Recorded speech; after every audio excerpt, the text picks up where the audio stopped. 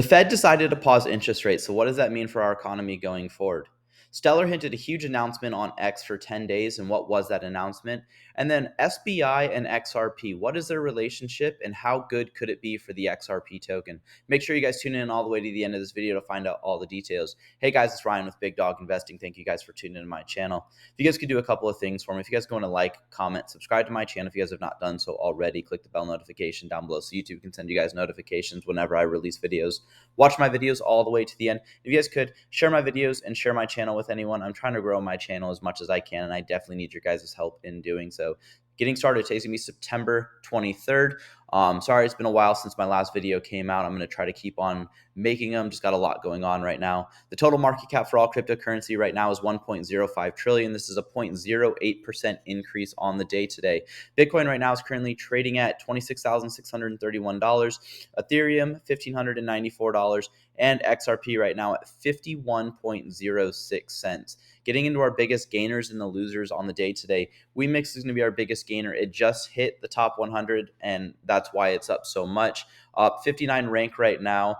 I do a little bit of investigation before if you guys are going to buy any of these tokens. Again, no financial advice. XRD right now up 19.7%, and Link is going to be up 13.9%. Biggest losers on the day today, RLB down 22.2%. Gala is going to be down 10.1%, and KS is going to be down 8.3%. Gala, there's a lot of controversy again going on with their two co-founders feuding with each other and kind of getting rid of those tokens.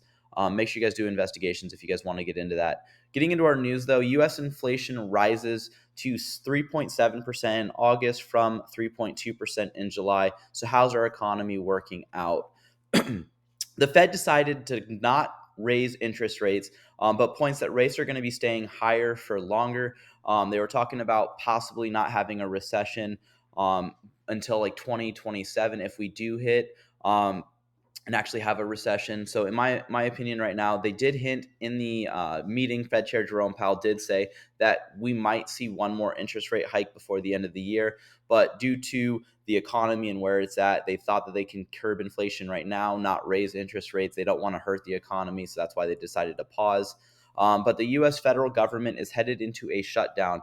What does this mean, and who's hit, and what's next? So if you guys want to read a little bit more into this, again, everything's going to be down in the comments. But roughly about October 1st, if some bills don't get passed by Congress, the government's going to go into a shutdown. This basically means that there should be no government spending that's going on until they can figure out how to pass some laws to actually confirm that we have the money to spend. A lot of people in the federal government will actually not be working, not be receiving their paychecks. This actually just hurts our economy even worse because those people aren't getting paid right now. But then when the federal government actually comes through and passes those bills, those individuals who weren't working and are suffering because they're not getting any money will get reimbursed all that money from the government. It's happened over and over again. I don't think there's ever been a case when we did actually have a government shutdown where those individuals weren't actually reimbursed, and they're not working, so they're going to get paid to be sitting at home. And this basically just hurts our American citizens right now. So we should not be doing this. They should just come to some sort of agreement right now, just pass some funding so we don't go into a shutdown. But if we do end up going into a shutdown, the Pentagon determined that Ukraine trainings and support exempt from potential government shutdown. So we're going to keep on spending those billions of dollars to Ukraine, and that's not a part of our government shutdown. So all of this funding to Ukraine can keep on going on. So we're going to be funding their government, yet our government's going to be the one that's shut down. It makes zero sense. But put down in the comments what you guys think. First Lady Jill Biden tests positive for COVID-19. There's a new form that's going on right now. The White House is trying to encourage people to get vaccinated. But according to the CDC's newly published risk assessment for SARS-CoV sublineage BA.2.86, which is the new variant, you're more capable of causing infection in people who have previously had COVID-19 or who have received the COVID-19 vaccines. So the government's encouraging people to get vaccinated, but if you get vaccinated, you're more susceptible to getting it and also probably infecting others, according to the CDC's website. Again, do your guys' own independent research on this stuff, but this is on the CDC's website. And of course, We will be encouraging, as I have said before, Americans to get their updated COVID-19 vaccine. So, obviously, of course, the White House is going to keep on doing this. Right here, Karen Jean Pierre refuses to answer questions on a record breaking 10,000 illegal immigrants crossing the southern border in a single day. So, I'm going to play the video really quick. Once I play the video, I don't know if it's actually going to, play or not. So, it's kind of my test right now to see if you guys can listen into those videos. But here it is.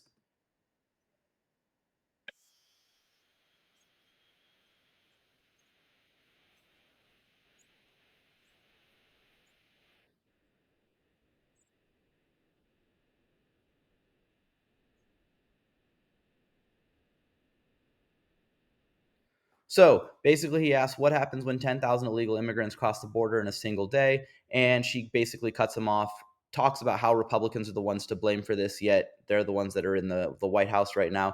And then when he asks, try to just clarify something, she says, nope, moving on. We're not going to talk about this. So refuses to answer what's going on. But it's really funny because our sanctuary cities are now getting overrun. So the New York Democratic governor, Kathy Howell, or however you pronounce her name, on NYC's migrant crisis. If you're going to leave your country, go somewhere else. So she basically says that they're overrun right now. They don't have the capabilities to deal with the migrants in their city right now. So go somewhere else. And if you're going to be leaving your country, make sure that you file with the United States prior to leaving. That's your best chance, is what she's saying. So this is what Republicans have been saying since day one. If you want to come to the United States, fill out the proper paperwork like everybody else.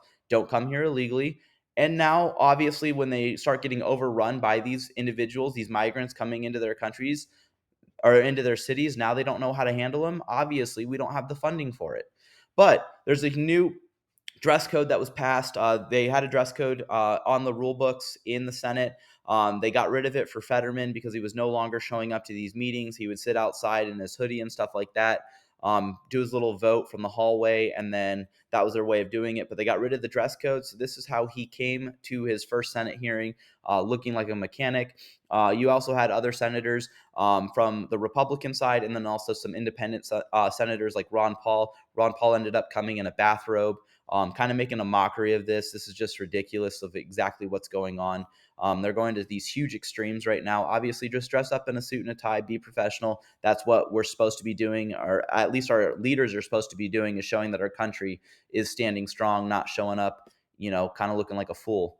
But Apple had a huge event. They started doing their iPhone 15. They started announcing it. So while everything's going on in our economy, people can barely afford their houses, put food on the table. Apple's like, you know what? We're going to drop the most expensive iPhone ever. There's a lot of new features that went on with this. We'll talk about it a little bit more detail. But our Watcher Guru news, Grayscale asked SEC to quickly approve its spot Bitcoin ETF, saying that there's no reason why the SEC should deny it. The iPhone 15 Apple event day. Here's the iPhone 15 Pro Max. They have a little side button right here that you can actually program, make it your guys' own, depending on if you guys want it to take pictures, change the volume, open up specific apps. You have that capability for that side button right there. It's in a titanium, which is kind of cool. But again, this is just Apple coming out with all of their new features. Binance US CEO resigns. FTX receives court approval to liquidate 3.4 billion in crypto assets. These are the list of the assets that Binance or FTX ended up having on hand. Now they don't actually have to liquidate, but they just got a court approval that they are or able to. So we'll see if they end up liquidating. They have not yet, as of to my knowledge, from September 13th. U.S. national debt reaches an all-time high of $33 trillion. Again, we're supposed to, by the end of 2030, we're supposed to be at a $50 trillion national debt. Judge declines SEC's request to inspect Binance.us. So the SEC has been trying to get their hands on Binance US's papers. Again, there's a lot of controversy what's going on with Binance US. You can't use US dollars anymore with your bank account. All you can do is use it as a trading platform. So there's a lot of controversy going on, especially with the CEO resigning. And then there's also a bunch of people who have left the company as well. So there's possibly some shady stuff going on. I'm not using Binance.us right now because of all of what's going on. But Sam Bankman-Fried's parents receive 16.8 million in stolen customer funds and 16.4 million worth of property in the Bahamas. So obviously, his parents are benefiting of exactly what's going on, especially with him being in jail, and then also him trying to get out of jail. And the judge denying that recently. Apple explores launching a built-in stock trading on iPhones. I thought this would be beneficial for the stock market or beneficial for people who are new to stocks and stuff like that, especially because people at a super young age have iPhones. So this will be their way of like kind of getting a hang of like, oh, let's look at it. Obviously, you can't trade until you're 18 years old, but maybe they'll be able to be more looking into it and getting an idea of what stocks are at a younger age, which I think is super important. Federal Reserve pauses interest rates, remains 5.25 and 5.50. Again, these interest rates are for the Fed. If you guys go to buy a house right now, interest rates are roughly about a 7.75 to an 8%, depending on what area you guys are in for the housing market. And this also affects auto loans too. So the American people are suffering. Federal Reserve says they don't see a recession until at least 2027. And then also X to integrate payments feature, CEO says, obviously, if you guys are subscribed on X, if you have a huge enough platform, you're actually getting paid right now by X. Now, depending on how much platform you have, and it's worth the ad revenue because they're sharing those ad revenues with the creators on the channels. And with this, it can be big or it can be little amounts. I know some people who are getting paid like $20 every month. Some people are getting paid $300,000 a month. It just depends on how big your platform is and how many people you can get geared and interacting with your guys' posts. Binance and CEO CZ filed to dismiss the SEC lawsuit. Obviously, this is the Binance company itself, not Binance.us. Is being sued by the federal government, which makes zero sense because it's not a United States-based company. JP Morgan says Ethereum has been disappointing since its Shanghai upgrade where they did the hard fork. Obviously, JP Morgan has been tied to Ethereum for a long time. There's a lot of controversy with ETHgate, with JP Morgan. So we'll see if anything comes out of this. But the crypto space is full of hucksters and non-compliance. He got asked a question in an interview and says, would anything a court says change your mind? And he says, no, not really. I wish courts would do something sooner. Obviously, he doesn't care because Congress has been trying to do this, but they're still not stopping their lawsuits at all of these companies with their securities laws violations and stuff like that. But the SEC chair says that having U.S. securities laws apply to crypto would only benefit and protect investors from fraud and manipulation. I disagree with this. Obviously, if there was supposed to have the rules on the books already, that would be the biggest protection. He's been in office for a little bit, a few years, and he has not come up with any rules. He just basically says that all cryptos go under securities laws violations. But Paul Grewal says, of all the hostility towards digital assets legislation, the hostility towards U.S. stablecoin legislation is the most confused. Dollar-backed stablecoins are here whether you like it or not. The only question is whether we'd rather them onshore and regulated or offshore and not regulated. And I completely agree with this. The House Finance Committee passed a bill earlier this week to ban U.S. Stablecoins. At the Federal Reserve level, but in my opinion, that's not really going to last because it has to go through now the actual House of Representatives, then it goes to the Senate, and then the presidency. But in my opinion, it's going to help banks and stuff like that way better, especially with fees. And also, it's going to help the Federal Reserve having a stable coin and not having physical dollars because now those dollars aren't going to be printed on printers, counterfeit bills, stuff like that. And then also, it's going to be a cost saver. But hbar news for huge news for Algo. Deutsche Bank is the largest bank in Germany and ninth largest in Europe. Has teamed up with Taurus HQ, and Taurus HQ has been integrated with Algorand for last year. So this is bullish news for Algorand. Algorand's been on a downtrend recently, but after this news came out, it rose about 1.5 cents, trading currently right now at 10 cents. And then VeChain is on Coinbase. So if you guys like VET, the VET token is sponsored with the UFC. So if you guys might have seen this, if you guys have watched any UFC events, I like VET. It's a supply chain token trying to solve the supply chain crisis. What's going on right now And in my opinion, I'm bullish on it. Again, no financial advice, but the token rose roughly about 20% since this announcement, and it's kind of been holding steady with that. But HBAR did hit 20 billion transactions. It says it took 1,738 days for the first 10 billion and should only take 100 days for the next 10 billion. So we'll see if this is actually true, but real world adoption and real world utility. And also, they did partner with a company called the Get Health Ready Initiative. In my opinion, I do think that this is really good news. Obviously, HBAR is a hash graph technology, and also their partnerships and their governance council is huge. I would look into the HBAR token. But Ripple did buy a company called Fortress, and in the process of buying Fortress, had a security breach which hit all customers, including some customers who have also had Ripple. So instead of using the breach to lower the price, which would be totally a fair move, Ripple is moving up the acquisition date, fixing the breach, and making all customers whole. So basically, whichever customers lost money with this, Ripple's just going to basically pay them back with their funds and their money. In my opinion, this is bullish news. Fortress was a good company, just had the breach. But if you guys want to read a little bit more about this, you guys can. But they suffered a breach through the third-party integration, and it was not BitGo. Via Fortress platform, some third-party integration, the attacker was able to drain funds of Fortress's hot wallets. Fortress used Fireblocks for its hot wallet system. Fortress noticed the failure and says the company fixed the problem. But although Fortress did use BitGo to custody, some of its Bitcoin and digital assets on BitGo were not affected. None of the Fortress assets held on BitGo were at risk from the third-party integration or being taken over. So obviously they made it whole, but there's a little bit more information. If you guys want to find it on the internet, you guys can. There's a lot of hype right now about XRP Plus, which is kind of like a subsidiary of the XRP token. In my opinion, and this is what I agree with what Zach Rector was saying, was basically like, if you guys want to, you guys can go build on the XRP Plus network, and then the things that succeed are going to be put onto the XRP network.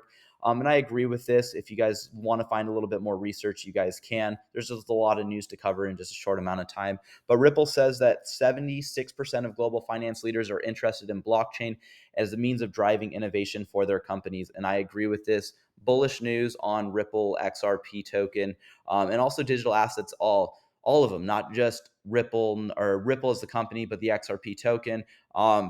There's several others that I like: HBAR, VChain.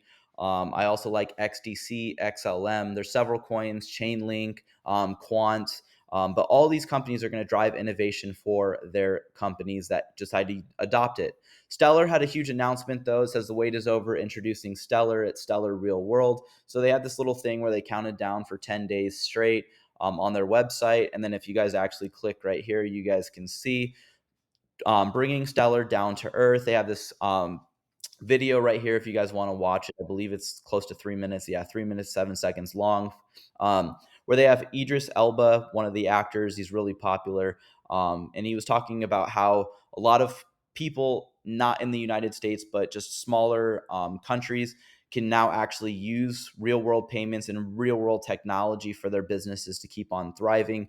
And it's a good video, but in my opinion, it was kind of a let go or a downer, in my opinion, because they could have announced a big partnership. They could have done all of this, but all they're just doing is hyping up exactly what they've already been able to do on their platform to begin with.